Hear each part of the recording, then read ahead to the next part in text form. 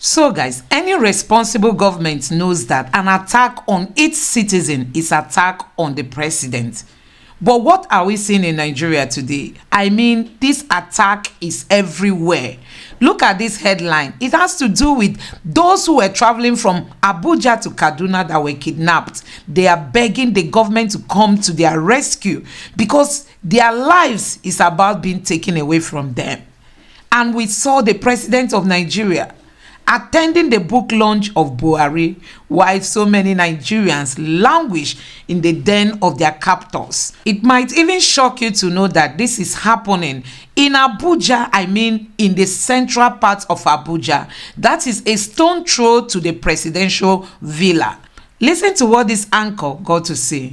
Not far away from the residence and the office of the president are issues relating to security on an everyday basis. We understand that Inspector General of Police have weighed in on this matter, and in fact, he has raised a team to tackle these issues. Kidnappings. It's gotten to a point where people, Nigerians, are discussing ransom on social media and raising funds to rescue those that have been kidnapped. And there are issues of one chance. If you understand what that means, is that you enter into a taxi and you do not know where you're going to end, whether in the den of a kidnapper or these criminals. Tonight, let's get a sense of why this is happening in the FCT, perhaps a place that is supposed to be the safest in the country. I'm being joined by Mr. Bulama Bukati, a lawyer and a security expert. He joins us virtually from London. Thank you so much, Mr. Bukati, for joining us. What do you make of this? What can you tell us about what is going on in the FCT? Sean, what is going on in Abuja is a reflection of what has been happening across Nigeria. If you look at the data, you would see that over 9,700 people were killed last year, that is in 2023, across Nigeria. And last December, over 880 Nigerians were killed and over 600 were abducted across the country. And Abuja cannot be immune to that, because as long as you leave insecurity to fester and flourish across Nigeria, then it will find its way to Abuja. Sean, you and I have held several conversations here last year in which we highlighted and warned that violent terrorist groups and criminal gangs have been moving from western Nigeria and northeastern Nigeria to states across Abuja. And so Abuja currently borders 4 states that are harboring criminal and terrorist cells in their forests: Kaduna, Nasarawa, Niger, and Kogi. All of these 4 states harbor terrorist cells in the forests that are neighboring Abuja. And now these criminal gangs and terrorist organizations have been able to find a way of coming to communities close to Abuja and abducting and killing and maiming individuals. From October 2013 to December 2013, the last 3 months of last year, over 200 people were either killed or abducted in Abuja, in the Federal Capital Territory. And it is not just abductions and kidnappings, it is also increasing armed robbery across Abuja. In major junctions across Abuja, criminals and armed robbers masquerading as taxi drivers and as other businessmen in the city, kill, maim, and rob unsuspecting Nigerians in a way that we have not seen before. Abuja is becoming one of the scariest cities in the world. Is becoming one of the scariest federal capitals in the world. And I think the federal government needs to pay more attention to this crisis so that it doesn't drive away foreign investors, diplomats, and other visitors to Nigeria and affect Nigeria's international standing. Now, it's so sad that, that Nabiha was said to have been killed in the kidnappers' den. And I'm very sure that you are conversant with this conversation online with a former Minister of Communication, Ali Pantami, who went on Twitter, who was even talking about one of his friends who is donating money. A part of his the tweet or the message that he put out on social media Part of it reads, let me just read part of it. He said, furthermore, I spoke with a friend and a brother who offered to pay the remaining 50 million naira of the 60 million. Immediately, I conveyed the account number of the father of our daughters, Mansour Al-Kadia, to the friend and brother to send the money directly.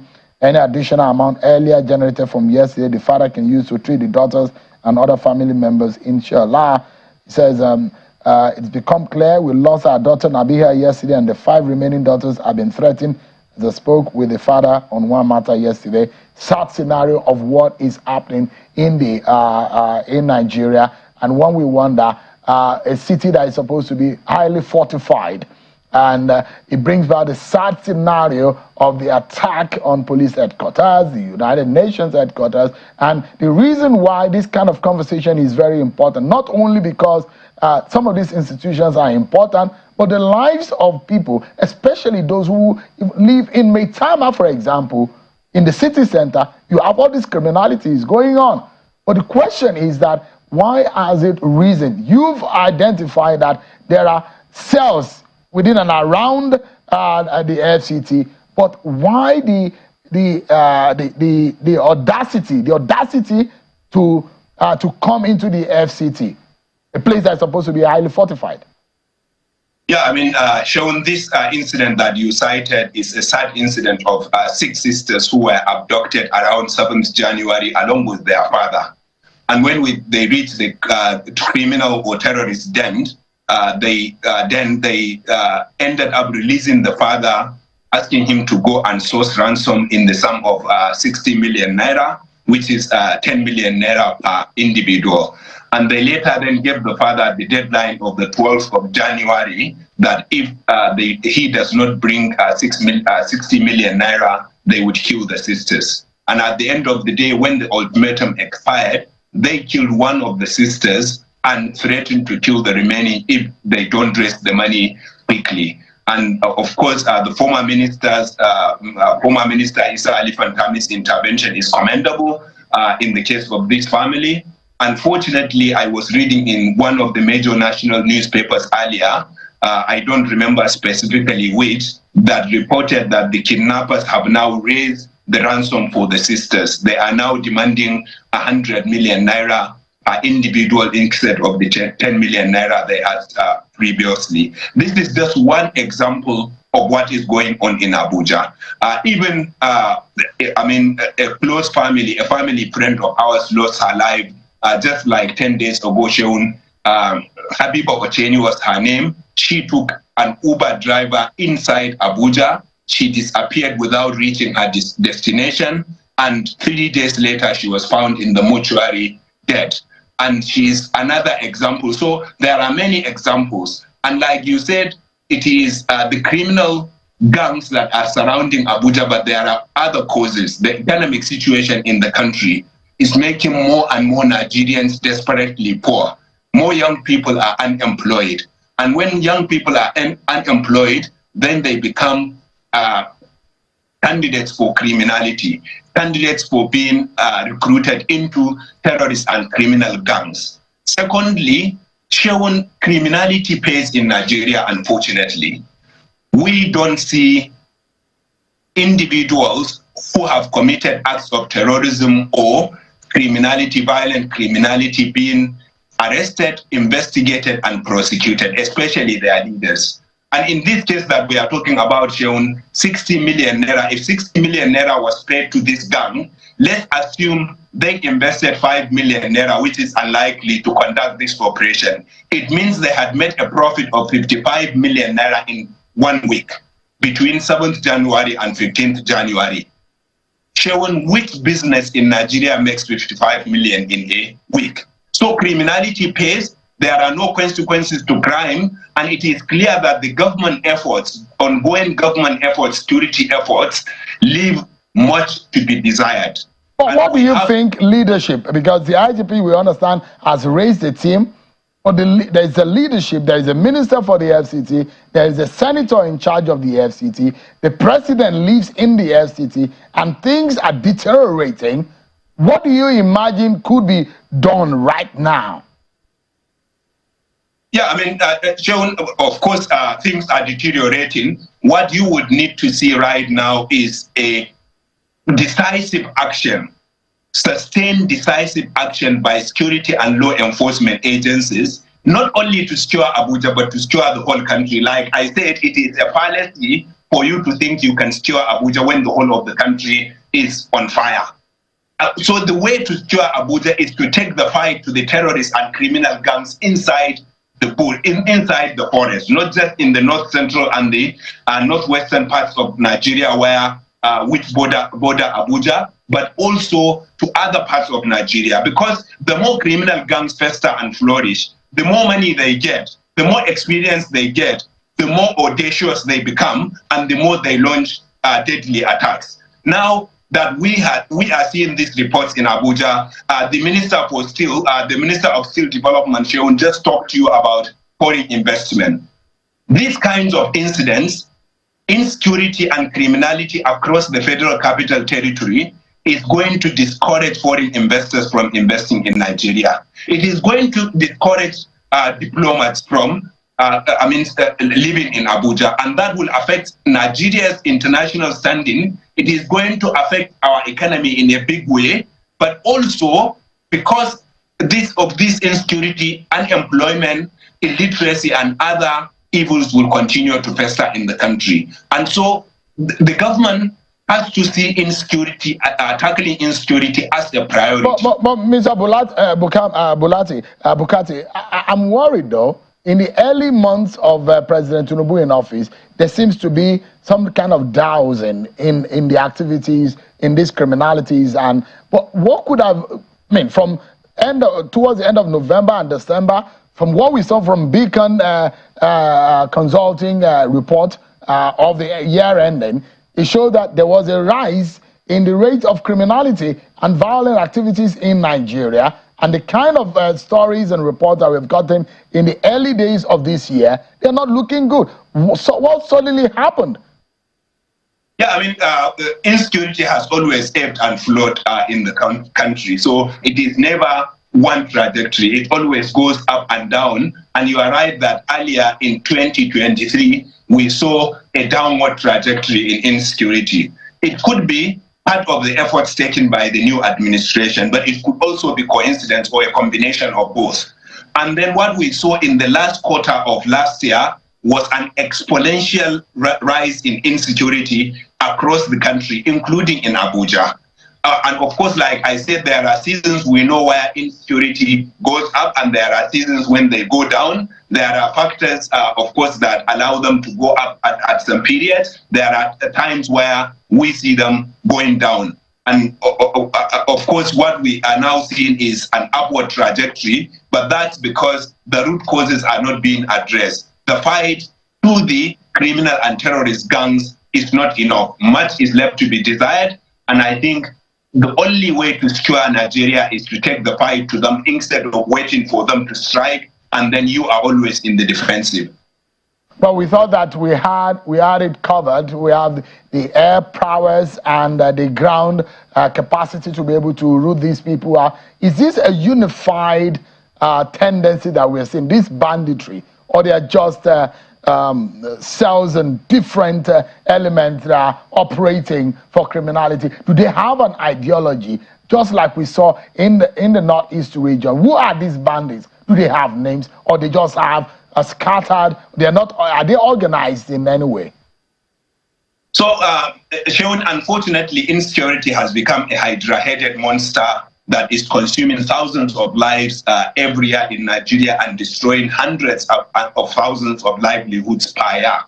And like you said, there are different groups operating in different countries, in different parts of Nigeria, but there are parts where you have more than one group. As for the Boko Haram crisis, thankfully, we have seen a decrease in the number of fatalities in the northeast, especially in the last few months. But unfortunately, things are now also getting worse there. In the northwest and the north central, most of the criminal actors are bandit terrorists. And these bandit terrorists are estimated to be around 30,000 people divided into about 100 groups. So you would say it's like 100 small groups with around 300 members each of them, and they operated in the northwest and now in the northeast, and of course, in the north central, and of course in the north central.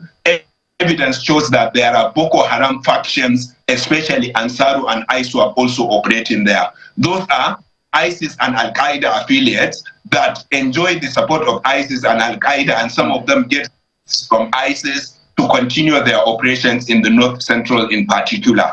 But as for the bandits, they do not have a serious ideology. But what we know is that they are mainly driven by economic motives, ransom payment. But unfortunately, we have seen a change in their mode of operation. They are now killing more people than they are abducting.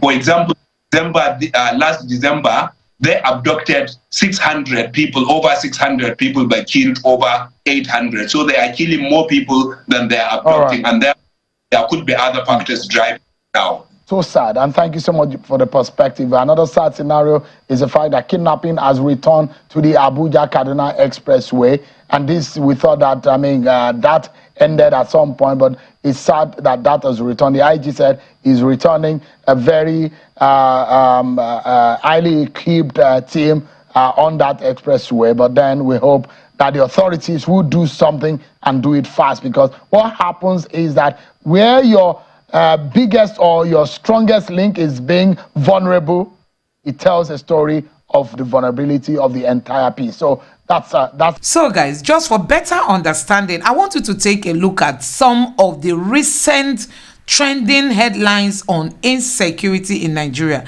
just for you to understand what is happening in this country. Honestly, there is fire on the mountain. So this first one says families of adopted Kaduna Abuja travelers beg Nigerians to raise 50 million ransom for terrorists. So it's now becoming a norm. We know that Nigerians try to raise money for the ladies that were adopted together with their father. So guys, you can see the smartness of these terrorists. You know, they are now asking Nigerians to be the one to raise money for them on the social media.